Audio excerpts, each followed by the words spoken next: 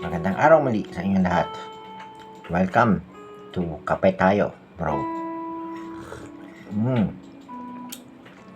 Special tong ating episode. Thank you nga pala sa Cruciform Life Church for this cup.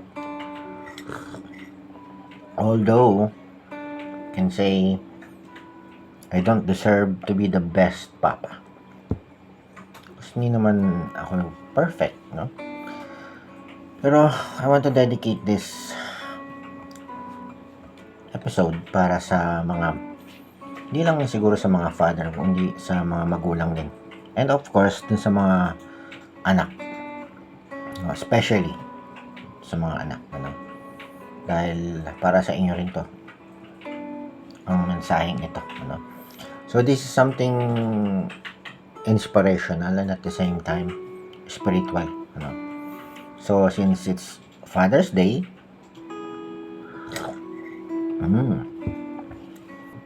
make sure na to respect and obey your parents all the time.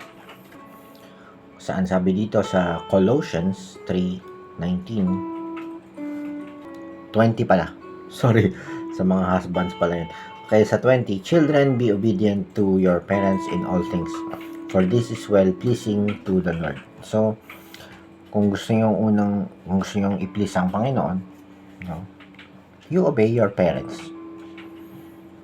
So, hindi lang father, hindi lang mother, no, but the father and the mother. Ano. What would I give, to hear my father's words,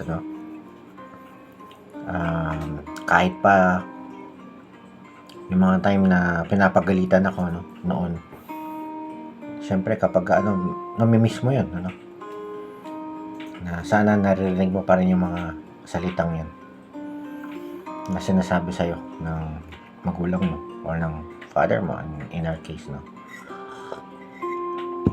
so treasure it, and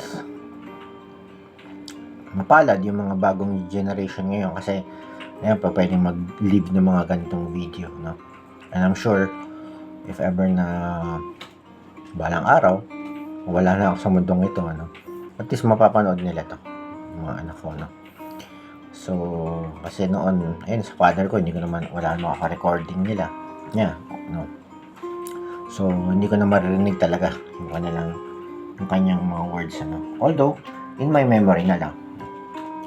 So, sa mga kabataan ngayon, cherish your parents, mga payo nila, lagi niyong susundin, pagkat napagdaanan nila lahat, Okay, the reason I believe na hindi ko deserve to, yung pagiging best father, is isa lang talagang best father, and that's none other than our God. God the Father, siya yung talagang nagpo-provide ng lahat-lahat sa atin.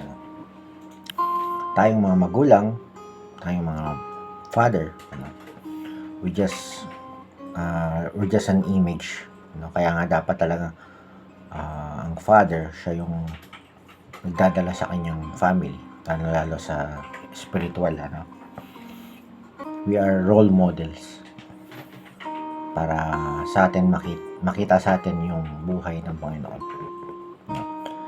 Mahirap. Hindi madali yun, mahirap. Mahirap yun kasi every step of the way, most likely magkakasala ka.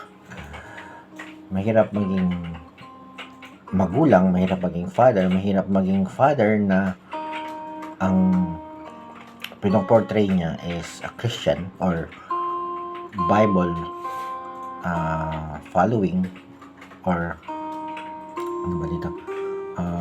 kumbaga sumusunod sa yapak ng Panginoon or sa imahe ng Panginoon. We have to be strong kahit na may unos sa buhay. Ako sa totoo lang, hindi naman ako matatag. Kumbaga lang ako sa harap lang nakita ng taong matatag. Pero sa totoo lang, yung strength ko, yung lakas ng loob. Hindi ko kaya yun ng sa sarili ko lang. Una, humugot ako syempre ng lakas. Tsaka, lakas ng loob, strength, nung una sa Panginoon. And next, is yung family ko. Para sa akin, sila yung haligi ko. Kaya nga, I don't deserve this best dad. Ang Panginoon lang ang best dad. Happy Father's Day. Alam ko huli na to, pero huli man at magaling pa rin. Happy Father's Day, tsaka kape tayo bro.